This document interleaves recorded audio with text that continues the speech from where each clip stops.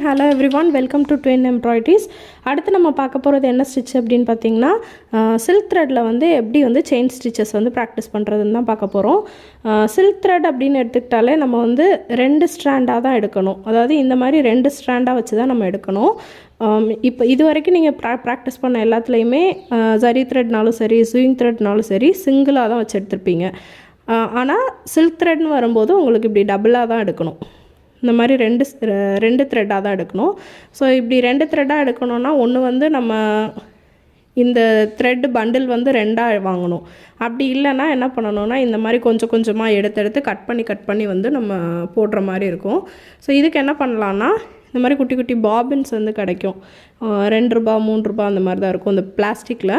இந்த பாபின்ஸில் வந்து இந்த மாதிரி த்ரெட்டை வந்து நம்ம சுற்றி வச்சுக்கலாம். இப்போ ஒரு கலர் எடுத்தால் அந்த கலரை வந்து இந்த மாதிரி வந்து சுற்றி வச்சுக்கலாம்.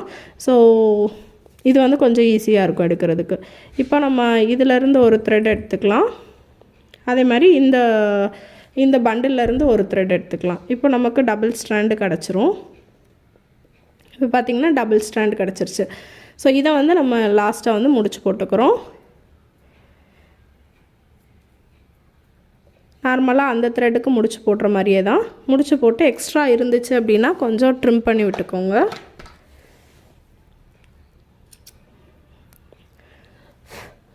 இப்போ ட்ரிம் பண்ணி எடுத்தாச்சு.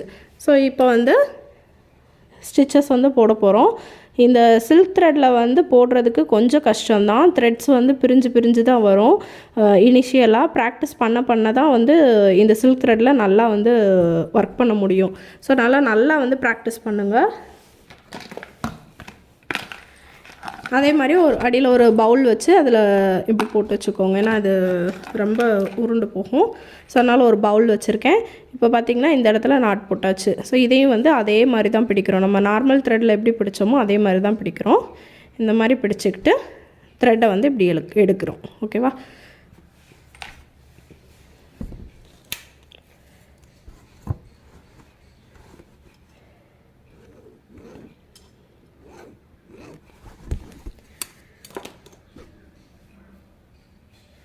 இதுலேயும் வந்து அதே மாதிரி தான்.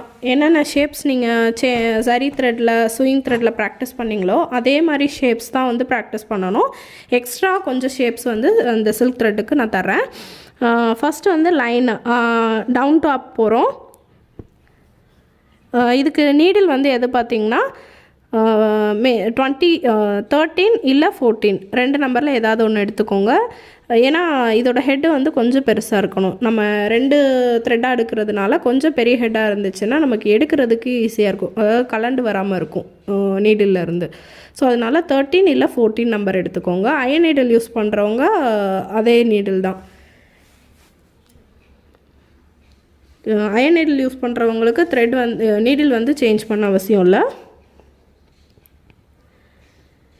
அதே மாதிரி தான் நீங்கள் பார்த்து எடுங்க. 2 த்ரெட் உங்களுக்கு வந்திருக்கா என்னன்னு சொல்லிட்டு பார்த்து எடுங்க. ஃபஸ்ட்டு இனிஷியலாக அது வந்து கொஞ்சம் கஷ்டம்தான். 2 வந்திருக்கா என்னன்னு கண்டுபிடிக்கிறதே கொஞ்சம் கஷ்டம்தான். ஸோ இப்போ ஃபஸ்ட்டு முடிச்சு போட்டு எடுத்துருக்கிறதுனால இந்த இடத்துல ஒரு பேக் ஸ்டிச் போட்டு அதுக்கப்புறமா நம்ம ஃபார்வர்டாக மூவ் வரோம். இந்த டைரெக்ஷனில் போகிறதுனால ஹெட் வந்து நம்ம அந்த டைரெக்ஷனில் வச்சுருக்கோம். ஓகேவா? நம்ம நார்மல் செயின் போட்ட அதே தான். என்ன இதில் வந்து நம்ம 2 ஸ்ட்ராண்டாக எடுக்கிறோம். ஸோ அதனால் போடுறது கொஞ்சம் கஷ்டம். ப்ராக்டிஸ் பண்ணிட்டிங்கன்னா ஈஸியாக வந்துடும். ஓகேவா? இந்த சில்க் த்ரெட் ஒர்க் பண்ணும்போது என்ன ஒன்று பார்க்கணும் அப்படின்னா, இதோட ஷைனிங் வந்து போயிருக்கக்கூடாது. அது க்ளோஸாக பார்த்திங்கன்னா தெரியும். அந்த த்ரெட்டோட ஷைனிங் வந்து நல்லா தெரியும்.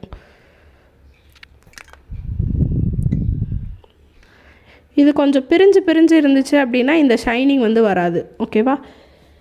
ஸோ சில்க் த்ரெட்டில் ஒர்க் பண்ணும்போது ஃபஸ்ட்டு இனிஷியலாக நீங்கள் வந்து பெரிய செயினாகவே ப்ராக்டிஸ் பண்ணுங்கள். அதுக்கப்புறம் போக கொஞ்சம் குட்டி செயின்ஸாக வந்து போட்டு ப்ராக்டிஸ் பண்ணுங்கள். சில்க் த்ரெட்டில் கண்டிப்பாக குட்டி செயின்ஸாக போட்டால் தான் வந்து பார்க்குறதுக்கு அழகாக இருக்கும்.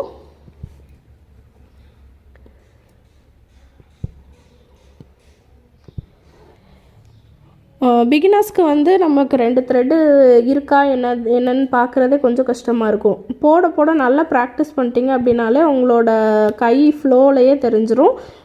வந்திருக்கிறது 1 த்ரெட்டு தான் 2 த்ரெட்டு தான் வந்திருக்கு அந்த மாதிரி சொல்லிட்டு உங்களுக்கு கையிலே ஃபீல் ஆக ஆரம்பிச்சிடும். இது போட போட தான் ப்ராக்டிஸ் ஆகும். ஃபஸ்ட்டு வந்து கொஞ்சம் ஸ்லோவாக தான் போகிற மாதிரி இருக்கும். கொஞ்சம் பெரிய பெரிய செயினாகவே போட்டு ப்ராக்டிஸ் பண்ணிக்கோங்க. அப்புறம் போக போக கொஞ்சம் சைஸ் வந்து செயினோட சைஸை வந்து கம்மி பண்ணி குட்டி செயினாக வந்து போட ப்ராக்டிஸ் பண்ணுங்கள். இப்போ பார்த்திங்கன்னா எண்டுக்கு வந்துட்டோம். எண்டில் வந்து ஒரு நாட்டு. இதுலேயும் எண்டு நாட் போடுறது கொஞ்சம் கஷ்டம்தான். ஏன்னா நீங்கள் 2 எடுக்கிறதுனால நிறைய த்ரெட்டு வர்ற மாதிரி தெரியும். ஃபஸ்ட்டு லூப் எடுத்தாச்சு. அதுக்கடுத்து உள்ளே கூடி விட்டு செகண்ட் லூப் எடுக்கிறோம் அது பக்கத்துலேயே. ஸோ செகண்ட் லூப்பை இழுக்க ஃபஸ்ட் லூப் குட்டி ஆயிரும். அதுக்கப்புறமா அந்த செகண்ட் லூப் வழியாக ஃபஸ்ட் லூப்பை இப்படி பிடிச்சிக்கிட்டு கீழே த்ரெட்டை இழுத்து விட்டுரும். ஓகேவா? ஸோ இப்போ வந்து லாக் விழுந்துருச்சு. அந்த த்ரெட்டு எக்ஸ்ட்ரா இருந்த த்ரெட்டும் அடியில் போயிடுச்சு. ஓகேவா? ஸோ இந்த மாதிரி தான் எண்டு நாட் போடுறோம். இப்போ ஏதாவது எந்த இடத்துலையாவது எனக்கு பிரிஞ்சு இருக்க மாதிரி இருக்கா? ஸோ இந்த மாதிரி பிரியாத அளவுக்கு உங்களுக்கு வர்ற அளவுக்கு நீங்கள் வந்து ப்ராக்டிஸ் பண்ணணும். குட்டி குட்டி செயின்ஸாக வந்து ப்ராக்டிஸ் பண்ணணும். அந்த த்ரெட்டோட ஷைனிங் போகக்கூடாது. ஓகேவா? உங்களுக்கு த்ரெட்டோட ஷைனிங் எப்படி போகாமல் இருக்கும் அப்படின்னு பார்த்தீங்கன்னா, த்ரெட்டு பிரியாமல் இருந்தால் மட்டும்தான் அந்த மாதிரி ஷைனிங் வந்து கிடைக்கும். ஸோ இதே இதில் அப் டு டவுன் வந்து வர்றேன்.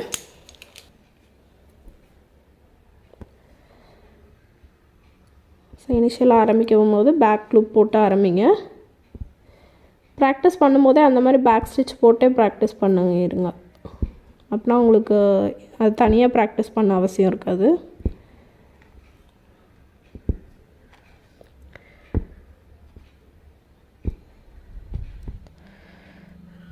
செயின் எந்த அளவுக்கு குட்டியாக இருக்குன்னு பாருங்கள்.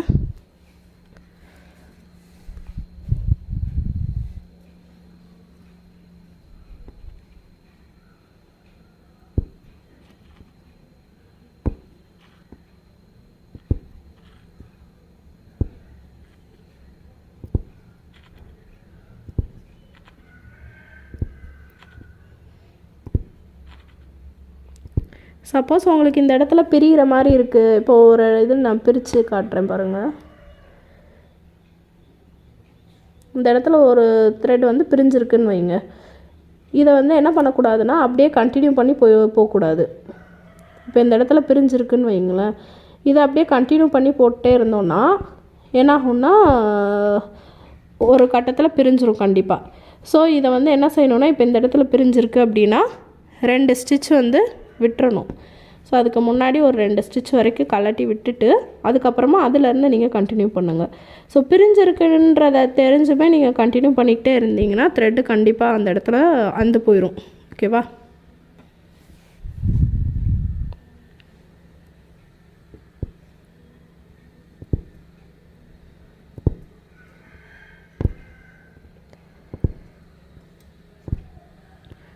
அதே மாதிரி நீடில் வந்து எப்பயுமே 90 டிகிரியில் வச்சுக்கோங்க. இன்னொன்று என்னன்னா, ஆல்ரெடி சொன்னதான் பேக்கில் இழுத்து வந்து செயின் போடக்கூடாது. அப்படி பேக்கில் இழுத்து செயின் போட்டிங்கன்னா கிளாத் சுருங்கும்.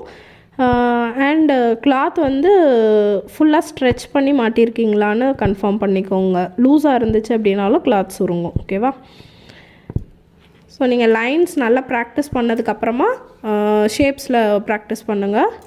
ஷேப்ஸ் நீங்கள் கண்டிப்பாக ப்ராக்டிஸ் பண்ணால் தான் உங்களுக்கு எல்லா டைரெக்ஷனுக்குமே உங்களோட கை வந்து ஃப்ளெக்சிபிளாக மூவ் ஆகும். ஸோ லைன்ஸ் பண்ணோம் அப்படின்னா கண்டிப்பாக அப் டவுன் லெஃப்ட் ரைட் அந்த டைரெக்ஷனில் மட்டும்தான் போகுமே தவிர, இப்போ இங்கேருந்து அப்படியே டேர்ன் பண்ணுறோம் அப்படின்னா அந்த டைமில் வந்து நமக்கு ஹேண்ட் வராது. ஸோ ஷேப்ஸ் வந்து நான் சொல்கிற ஷேப்ஸ் எல்லாத்தையும் நீங்கள் ப்ராக்டிஸ் பண்ணால் மட்டும்தான் ஹேண்ட் வந்து அப்படியே ஃப்ளோவாக வந்து உங்களுக்கு மூவ் ஆகும். இந்த இடத்துல எண்டு நாட் போட போகிறோம். ஃபஸ்ட்டு லூப், அது பக்கத்துலேயே செகண்ட் லூப் எடுக்கிறோம். செகண்ட் லூப் எடுத்தாச்சு.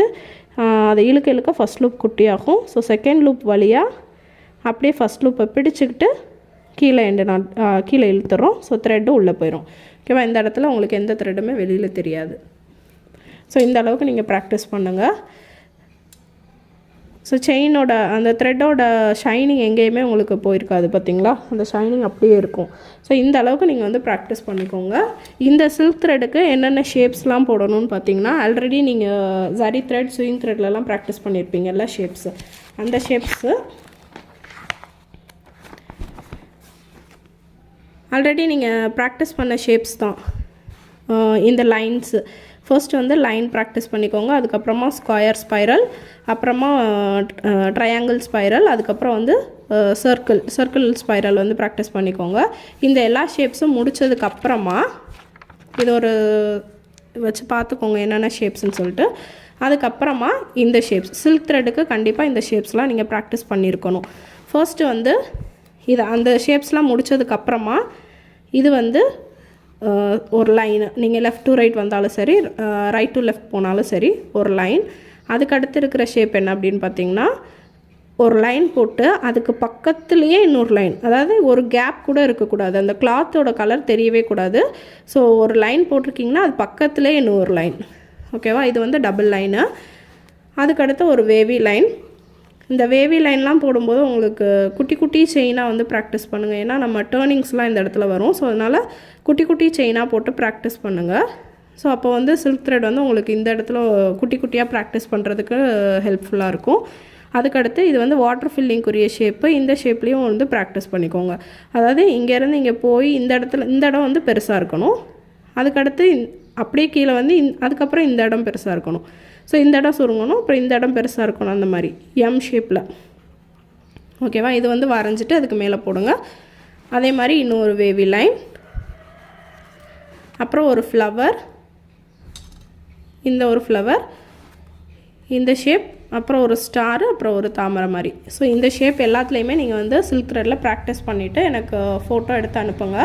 இது முடித்ததுக்கப்புறமா கண்டிப்பாக நீங்களாக ஒரு இமேஜ் வந்து சர்ச் பண்ணி எடுத்துகிட்டு அதில் நீங்கள் வந்து ப்ராக்டிஸ் பண்ணியிருக்கணும். சாம்பிளுக்கு என்ன மாதிரி எடுக்கலாம் அப்படின்னு பார்த்தீங்கன்னா, இப்போ ஒரு பேர்டோட அவுட்லைன் வரைஞ்சி அந்த அவுட்லைன் மட்டும் சில்க் த்ரெட்டில், ஸோ அந்த மாதிரி சிம்பிளான ஒரு இமேஜ் வந்து நீங்கள் சில்க் த்ரெட்டுக்கு கண்டிப்பாக போட்டிருக்கணும், ஓகேவா. ஸோ எல்லாத்தையும் முடிச்சுட்டு எனக்கு ஃபோட்டோ எடுத்து அனுப்புங்க. கம்ப்ளீட் பண்ணதுக்கப்புறமா நெக்ஸ்ட் ஸ்டிச் போகலாம், ஓகேவா. தேங்க்யூ.